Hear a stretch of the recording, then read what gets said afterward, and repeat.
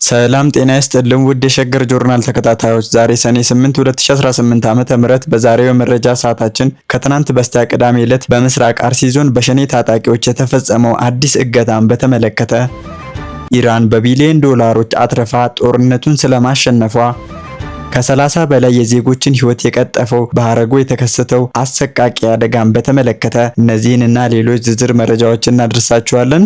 ለአፍታ አብራችሁን ቆዩ። በኢትዮጵያ ውስጥ ሰላም ጠፍቶ ዜጎች በገዛ ሀገራቸው ወጥተው በሰላም መግባት ብርቅ ከሆነባቸው ሰነባብቷል። ፖለቲካው የወለደው በጥልና በክፋት የተሞላው የወንድማማቾች ከንቱ ጦርነት ዛሬም ድረስ የንጹሃንን ሕይወት በከንቱ እየቀጠፈ ቤተሰብን እየበተነና ሀገርን ወደ እልቂት ገደል እየመራ ይገኛል። ከትናንት በስቲያ ቅዳሜ ሰኔ 6 2018 ጠዋት በምስራቅ አርሲ ዞን የተፈጸመው አሰቃቂ የእገታ ድርጊት የዚሁ መቋጫ ያልተገኘለት መከራና የዜጎች ስቃይ አዲስ ምዕራፍ ማሳያ ሆኗል። የአካባቢው የዓይን እማኞች ለሸገር ጆርናል እንደገለጹት ይህ አዲስ ክስተት የተፈጸመው ከአቦምሳ ከተማ ተነስቶ ወደ አሰኮ በመጓዝ ላይ በነበረ አንድ ቅጥቅጥ ተብሎ በሚጠራ የህዝብ ማመላለሻ ተሽከርካሪ ላይ ነው። ይህ መኪና ሙሉ በሙሉ ንጹሃን ተሳፋሪዎችን ጭኖ የነበር ቢሆንም መንገዱን አቋርጦ ሲጓዝ ከቀኑ 6 ሰዓት ገደማ ሲሆን ባልታሰበ ሁኔታ ታጣቂዎቹ መንገዱን ዘግተውታል። ባለፈውም በተመሳሳይ ሁኔታ ጥቃት በመሰንዘርና ግድያ በመፈጸም የሚታወቁ የሸኔ ታጣቂዎች በውስጡ የነበሩትን ተሳፋሪዎች ሙሉ በሙሉ ያለምንም ርህራሄ እገታ ውስጥ በማስገባት ወደ ጫካ ይዟቸው ተሰውሯል። ይበልጥኑ ልብ የሚሰብረውና ለሰሚ ግራ የሚያጋባው ነገር እገታው በተፈጸመበት ወቅት የመንግስት የጸጥታ ኃይሎች እዚያው አካባቢ የነበሩ ቢሆንም ይህንን የንጹሃንን እገታ ለማስቆም አለመቻላቸው ወይንም አለመንቀሳቀሳቸው ነው። ይህ ድርጊት በአካባቢው ማህበረሰብ ዘንድ ከፍተኛ የመንግስት መዋቅር እምነት ማጣትና የዕለት ተዕለት ተስፋ መቁረጥ ስሜትን ፈጥሯል። በምስራቅ አርሲ ዞን በአሁኑ ወቅት ዜጋ ሆኖ መኖር ማለት ትልቅ የሞት ስጋት የሆነበት ደረጃ ላይ ደርሷል። ከአሁን ቀደም ከ2 ሳምንት በፊት በተመሳሳይ አካባቢ በኦርቶዶክስ እምነት ተከታዮች ላይ አሰቃቂ ጥቃትና ጭፍጨፋ መፈጸሙ የሚታወስ ነው።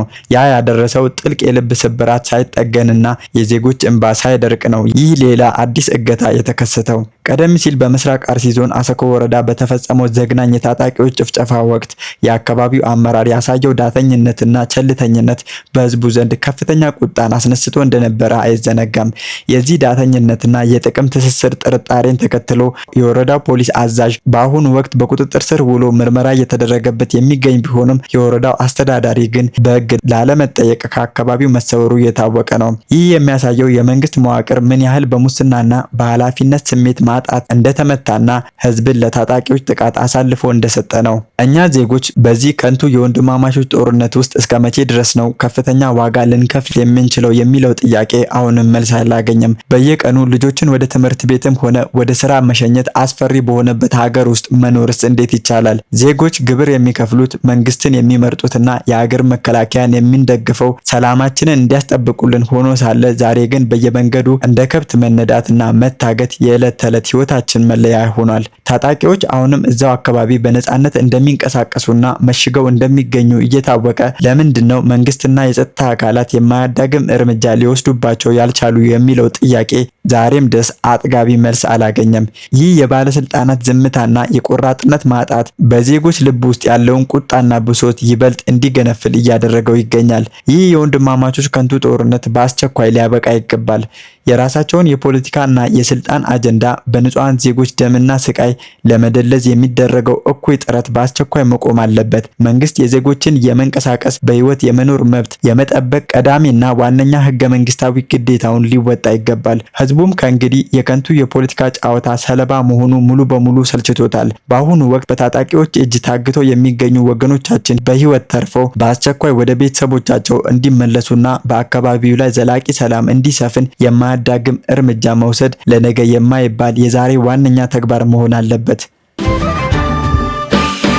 ዛሬ ሰኔ 8 2018 በሀገራችን አውራ ጎዳናዎች ላይ በየቀኑ ከሚሰሙት የሰቆቃ ዜናዎች መካከል እጅግ ልብ ሰባሪና ዘግናኝ የሆነ ሌላ አደጋ ተመዝግቧል። ከደሴ ተነስቶ ወደ አዲስ አበባ መንገደኞችን አሳፍሮ ሲጓዝ የነበረውና የሰሌዳ ቁጥሩ ኮድ 3070898 ኢቲ የሆነ የህዝብ ማመላለሻ አውቶቡስ ማለዳ 12 ሰዓት ተኩል ላይ በኮምቦልቻ አቅራቢያ ልዩ ስሙ ሐረጎ በተባለ አስፈሪ ቁልቁለት ላይ በደረሰበት ከባድ አደጋ የ31 ወገኖች የብዙዎቻችን ህይወት ወዲያውኑ አልፏል። ተሳፋሪዎቹ በትናንትናው ዕለት ከመካነ ሰላም ተነስተው በደሴ ከተማ ካደሩ በኋላ ወደ መዲናዋ ለመጓዝ ማልደው የጀመሩት ጉዞ በዚህ መልኩ በሞትና በስቃይ ተቋጭቷል። ይህ አደጋ እኛ ኢትዮጵያውያን በየመንገዶቻችን ላይ እየከፈልን ያለነውን ከባድና መራር የህይወት ዋጋ በድጋሚ በተጨባጭ ያሳየ ሌላኛው የሀዘን ማህደር ሆኗል። አደጋው የደረሰበት ቦታ የሐረጎ መንገድ በከፍተኛ መልክዓ ምድራዊ ፈተና የሚታወቅ ቢሆንም የተሽከርካሪው ከመንገድ ወጥቶ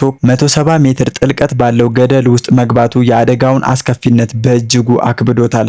በቦታው የነበሩ የዓይን እማኞች እንደሚናገሩት የነበረው ትዕይንት በቃላት ለመግለጽ የማይቻልና እጅግ ዘግናኝ ነበር። ከአደጋው ጥቂት ቆይታ በኋላ በቦታው የደረሱት መንገደኞች እንደገለጹት በርካታ አስከሬኖች ከዳገቱ ላይ ተንከባለው የወረዱ ሲሆን ግማሾቹ በዳገቱ ጫካ ውስጥ፣ ሌሎቹ ደግሞ ተስፈንጥሮ አስፓልቱን አልፈው ታችኛው ገደል ውስጥ ወድቀው ተገኝተዋል። በዚህ አስጨናቂ ወቅት ሌሎች አሽከርካሪዎች የቆሰሉ ወገኖቻቸውን ለመርዳት ከፍተኛ ርብርብ ያደረጉ ሲሆን በተለይም አንድ የሃይሩፍ አሽከርካሪ 3 ተጎጂዎችን በአስቸኳይ ጭኖ ወደ ደሴ ሪፈራል ሆስፒታል በማስገባት የዜግነት ግዴታውን መወጣቱ ተገልጿል። ይሁን እንጂ የአደጋው ስፋትና ጥልቀት በቦታው የነበሩትን ሰዎች ሁሉ በከፍተኛ ድንጋጤና ሀዘን ውስጥ ጥሏል። የኮምቦልቻ ከተማ አስተዳደር የትራፊክ ደህንነት ቁጥጥር ክፍል ኃላፊ ኮማንደር ብርሃኑ ከተማ ለሚዲያዎች በሰጡት ቃል መሰረት እስካሁን ባለው መረጃ የ31 ሰዎች ህይወት ያለፈ ሲሆን የሾፌሩም ህይወት በዚህ አደጋ ማለፉን አረጋግጧል። በተጨማሪም 29 የሚሆኑ መንገደኞች ቀላልና ከባድ የአካል ጉዳት ደርሶባቸው በደሴና በኮምቦልቻ ሆስፒታሎች ውስጥ የድንገተኛ ሕክምና እርዳታ እየተደረገላቸው እንደሚገኝ ተገልጿል። ምንም እንኳን በመጀመሪያው አካባቢ ከተለያዩ የኮሙኒኬሽን መዋቅሮች የወጡ መረጃዎች የሟቾችን ቁጥር 24 እና 25 አድርገው ቢገልጹም የትራፊክ ፖሊስ የሟቾችን ቁጥር 31 መድረሱን አረጋግጧል። በአሁኑ ሰዓት የትራፊክ ምርመራ ቡድን አደጋው የተከሰተበትን ትክክለኛ መንስኤ በዝርዝር ለማጣራት በቦታው ላይ ምርመራ እያካሄደ እንደሚገኝም ተገልጿል። ይህ አደጋ ከተራ ድንገተኛ አደጋነት ባለፈ በሀገራችን የትራንስፖርት ዘርፍ ላይ ያለውን ስር የሰደደ የቁጥጥር መላላትና የተጠያቂነት መጥፋት ቁልጭ አድርጎ ያሳየ ነው። የዓይን እማኞችና ጉዳዩን በቅርበት የተከታተሉ ወገኖች እንደገለጹት አደጋው የደረሰበት አውቶቡስ በቃላት ለመግለጽ እስከሚከብድ ድረስ እጅግ ያረጀና ለጉዞ ብቁ ያልሆነ ነበር ተብሏል። ይበልጥ የሚያሳዝነውና የሚያስቆጨው ደግሞ የተሽከርካሪው አራቱን ጎማዎች ሙሉ በሙሉ ያለቁ ወይንም ሊሾ የነበሩ መሆናቸው ነው። እኛ የዚህ ሀገር ዜጎች በየዕለቱ በሙስና በቸልተኝነትና በስግብግቦች ምክንያት ህይወታችንን በየመንገዱ እየገበርን እንገኛለን። ለእንዲህ አይነቱ ሙሉ በሙሉ ጎማው ላለቀና ለደቀቀ መኪና ረጅም መንገድ እንዲጓዝ ስምሪት የሰጠው የትራንስፖርት አካልና ተቆጣጣሪዎች እጃቸው በእነዚህ ንጹሃን ደም የተነከረ በመሆኑ በህግና በታሪክ ሊጠየቁ ይገባል። ሞት በማንኛውም ሰዓት ሊመጣ ቢችልም እንዲህ አይነቱ በቸልተኝነት የሚከሰት እልቂት ግን ለሀገርም ለወገንም የማይሽር ጠባሳ ነው። ከዚህ አሰቃቂ ስህተት ተምረን የዜጎችን ህይወት በነጻነት የሚቀጥፉ ያረጁ ተሽከርካሪዎችንና ልቅ አሰራሮችን በአስቸኳይ ልንገታ ይገባል። ለሟች ቤተሰቦችና ለወዳጅ ዘመዶቻቸው በሙሉ መጽናናትን እንመኛለን። በመካከለኛው ምስራቅ ለረጅም ጊዜ የዘለቀውና መላውን ዓለም በከፍተኛ ስጋት ውስጥ ጥሎት የቆየው አስከፊ ጦርነት ሙሉ በሙሉ ለማቆም አሜሪካና ኢራን ታሪካዊና አስገራሚ ወደሆነ የሰላም ስምምነት ላይ መድረሳቸው ተአማኒ ምንጮች አረጋግጠዋል። ሁለቱ ተቀናቃኝ ሀገራት በመጪው አርብ በስዊዘርላንድ ጄኔቫ ከተማ በመገኘት ይፋዊ የፊርማ ስነ ስርዓት እንደሚያከናውኑ ቀጠሮ የያዙ ሲሆን ይህ እርምጃ በቀጠናው አዲስ የሰላም ምዕራፍ ይከፍታል ተብሎ ትልቅ ተስፋ ተጥሎበታል። ይህንን ታሪካዊ ስምምነት ተከትሎ የአሜሪካው ፕሬዝዳንት ዶናልድ ትራምፕ በሰጡት መግለጫ እጅግ ስትራቴጂካዊ የሆነው የሆርሙዝ ሰርጥ ዳግም ክፍት እንዲሆን መወሰኑንና በኢራን ላይ ተጥሎ የነበረው የባህር ላይ እገዳ ሙሉ በሙሉ መነሳቱን ይፋ አድርገዋል። ኢራንም በበኩሏ የተደረሰው ስምምነት በይፋ የተቀበለች ሲሆን ሊባኖስን ጨምሮ በሌሎች ግንባሮች ላይ የሚካሄድ ጦርነት ሙሉ በሙሉ እንዲቆም ፍላጎቷ መሆኑን አስታውቃለች። ይህ በእንዲህ እንዳለ ቴህራን ጦርነቱን እንድታቆም ለማሳመን በቢሊዮኖች የሚቆጠር ዶላሮች የሚፈሱበት ግዙፍ የፋይናንስ ማዕቀፍ በይፋ መዘጋጀቱ ተሰምቷል። የተባበሩት አረብ ኤሚሬትስ በኢራንና በወኪሎቿ የሚሰነዘሩባትን ጥቃቶች በአስተማማኝ ሁኔታ ለማስቆም ለቴህራን እስከ 10 ቢሊዮን የአሜሪካ ዶላር የሚደርስ የገንዘብ ድጋፍ ማዘጋጀቷንና የመጀመሪያ ዙር ክፍያ ማስተላለፏን የሮይተርስ ዜና ወኪል ዘግቧል። አልፎ ተርፎም አንዳንድ የቀጠናው መረጃ ምንጮች የኤሚሬትስ አጠቃላይ ክፍያ መጠን እስከ 20 ቢሊዮን ሊደርስ እንደሚችል እየገለጹ ይገኛሉ። ይህ የአቡዳቢ እርምጃ እጅግ አስገራሚ የአቋም ለውጥ ተደርጎ የተወሰደ ሲሆን ቀደም ሲል ከአሜሪካና እስራኤል ጎን በመሰለፍ በኢራን ላይ ጠንካራ አቋም ይዛ የነበረችው ኤሚሬትስ አሁን ላይ የራሷን ደህንነት ለመጠበቅ ወደ ቀጥተኛ ዲፕሎማሲያዊና የገንዘብ ስምምነት መዞሯን ያሳያል። የተባበሩት አረብ ኤሚሬትስ ቀደም ሲል ፓኪስታን በኢራንና በሌሎች አገራት መካከል ልታደርግ የነበረውን የሽምግልና ጥረት ለማስቆም ከፍተኛ ጫና ፈጥራ እንደነበረ ይታወሳል። ሳውዲ አረቢያ ለፓኪስታን አዲስ ብድር ለመስጠት የተገደደችውም ኤሚሬትስ የፓኪስታንን የውይይት መድረክ ማዘጋጀት እንደ ቅጣት በመቁጠር ያለባትን የገንዘብ ዕዳ በአስቸኳይ እንድትከፍል ኤሚሬትስ ፓኪስታንን መጠየቋን ተከትሎ እንደነበረ የፖለቲካ ተንታኞች ያስታውሳሉ። ይሁን እንጂ አሁን ላይ ሁኔታዎች ሙሉ በሙሉ የተቀየሩ ይመስላሉ። ባለፈው ሳምንት የሀገሪቱ ብሔራዊ ደህንነት አማካሪና የአቡዳቢ ምክትል አዛዥ የሆኑት ሼክ ታሃኑን ቢን ዛይድ አልናህያን ጋራ ለሚደረግ ስብሰባ የአሜሪካ ማዕቀቦች የተጣሉባቸው የኢራን እስላማዊ አብዮታዊ ዘብ አባላት በአቡዳቢ በክብር እንግዶች ማረፊያ ቤት ውስጥ መስተናገዳቸውን የዲፕሎማሲያዊ ሚስጥራዊ ጉዞዎች ያሳያሉ። ብሉምበርግ ኤሚሬትስ ውጥረቶችን ለማርገብ ከፍተኛ የኢራን ባለስልጣናት ጋር ፊት ለፊት የሚደረጉ ውይይቶችን ለማካሄድ ዲፕሎማቶቿን መላኳ በሰፊው ዘግቧል። በተመሳሳይ ሁኔታ ኳታርም የራሷን የፋይናንስ አማራጭ አቅርባለች።